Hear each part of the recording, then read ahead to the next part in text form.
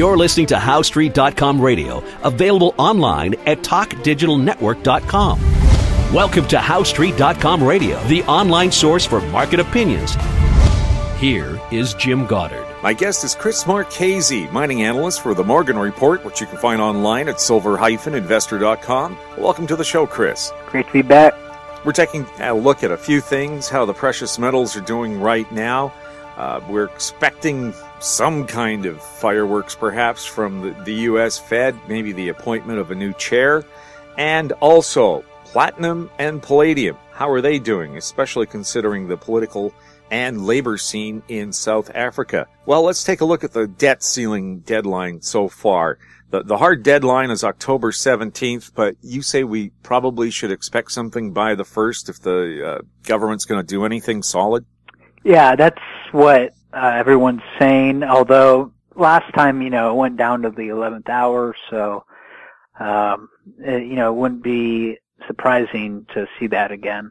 What do you think they're going to do? Can the Republicans and Democrats, for once, do the civilized thing and actually hammer out a financial plan? I think they'll do a kind of an abbreviated financial plan just for a short period of time. I know that the Democrats refuse to repeal Obamacare, which is what the Republicans are really demanding. But, the best thing that the Democrats have offered is to delay it 1 year and start in 2015. And what the Republicans want is that plus some of the unfunded liabilities cut, such as Social Security and pensions, which, I think the public would have a very hard time digesting, just because if you planned your life around your retirement and what you expected to be paid, and then have those payments cut, there'd be a big, upheaval about it, depending on, how many it affects. What is this talk doing to the precious metals market? The precious metals initially moved up following the announcement that they're not tapering.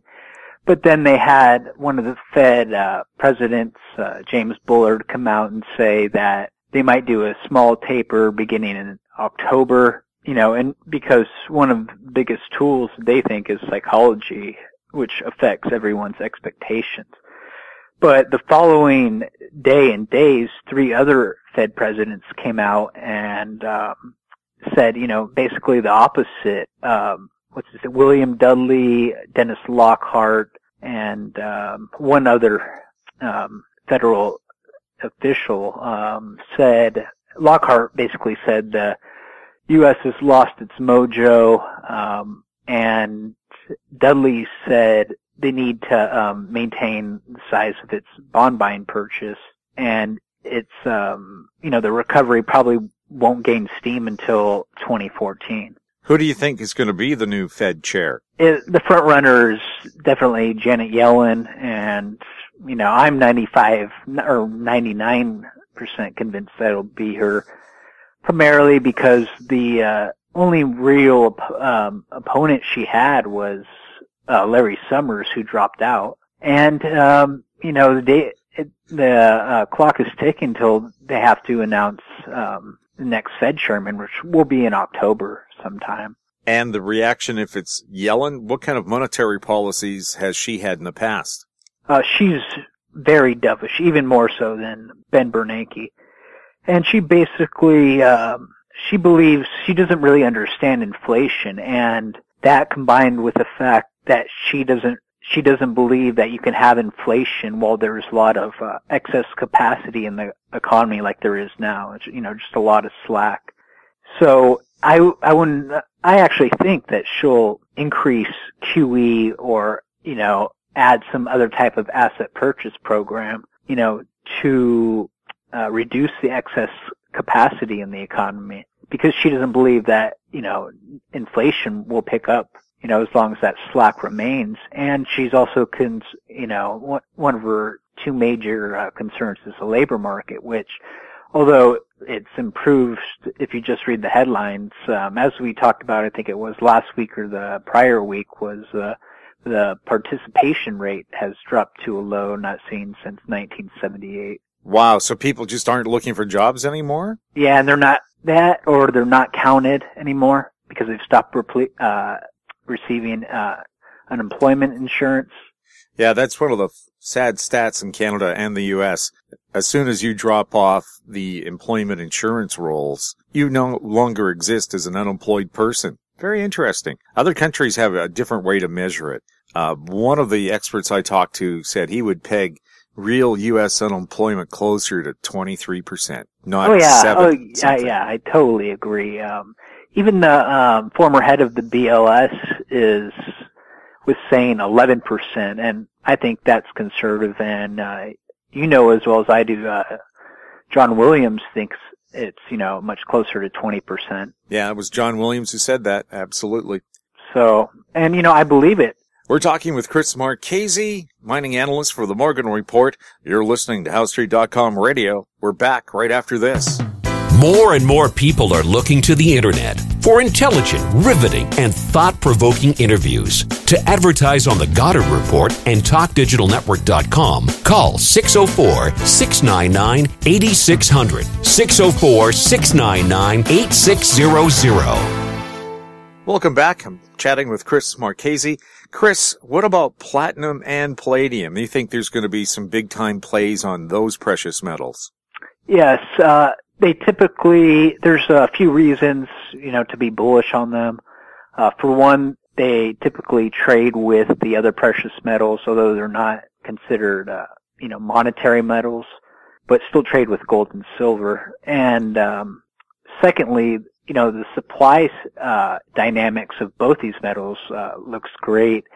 South Africa, produces a lot of platinum. And because of the labor strikes and the cost of mining, not very much platinum is going to be produced next year or the year after. Meanwhile, the same goes for palladium, although a lot of that's produced in Russia as well. But on the demand side, you have even in the U.S., car loans are like housing loans were going in 2006, 2007. They're easy to get. Everyone's getting them.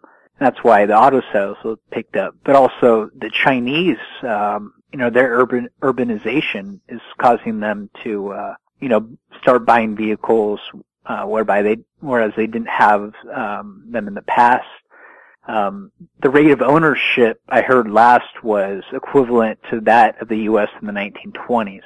So they got a long way to go, and even if they hit a recession or things like that, their savings rate will allow them to keep improving their standard of living, and cars being a big part of that. And China has said it's going to adopt Western pollution standards.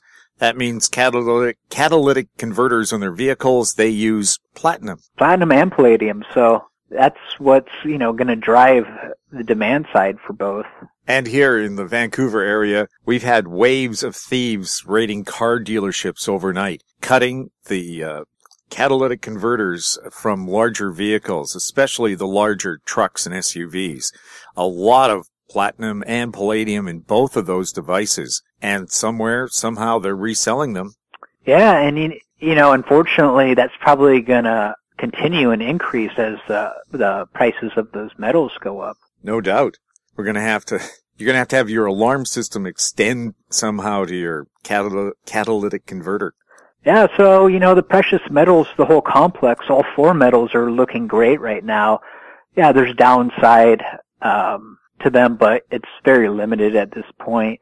For example, in gold, as we talked about, the Chinese, when it gets around $1,300 or goes under, they come in, start buying, so much gold that it doesn't stay at that level for very long. Yes, and of course they want it as cheap as possible.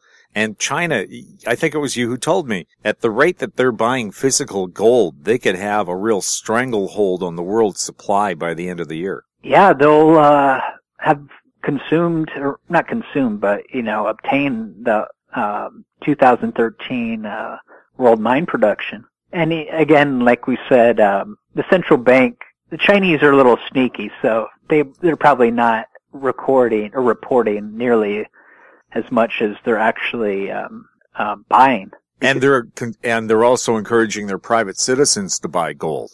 Yeah, they've been doing that for the last few years, gold and silver. They've even started selling them in some banks. So, you know, although we don't see the precious metal craze like we did in the 70s, there's one going on in India and China, which will eventually take over the paper markets. Chris, it's been great talking to you. You as well. Have a great week. My guest too. has been Chris Marchese. Thank you. My guest is Chris Marchese. He's the mining analyst for the Morgan Report, which you can find online at silver-investor.com. You might also want to check out his other website, richesinresources.com. You're listening to HowStreet.com radio. Find us on Twitter at TalkDigitalNet. You can forward your comments and questions for us to info@HowStreet.com. I'm Jim Goddard. Comments made on HowStreet.com radio are an expression of opinion only and should not be construed in any matter whatsoever as recommendations to buy or sell any financial instrument at any time. Available online at TalkDigitalNetwork.com. HowStreet.com radio is a production of HowStreet Media Incorporated. Silver123.net is a silver saver program designed to be as simple as possible. For as little as $50 per month, you can set up and create an automatic cost average buying program that will get silver or gold sent to your door on a monthly basis. The first step to creating an account is easy. You will supply some basic information. Next, you will add a bank account from which you will schedule your purchases. Scheduling purchases makes saving easy. Silver Saver is customizable and allows you to control the amount and the date of purchase. Once you are signed up, you are then given your affiliate code. Now you can save in precious metals and also market this program. You can use email, web pages, and multiple forms of social media to share the Silver Saver program. Silver Saver will reward you generously with physical silver or gold whenever someone you refer becomes a saver. Silver Saver not only provides you with a share code, but also allows you to place your own banner ad on a website of your own. Silver Saver is one of the best ways to start saving and accumulating gold or silver, especially at these levels. Visit silver123.net and start saving today.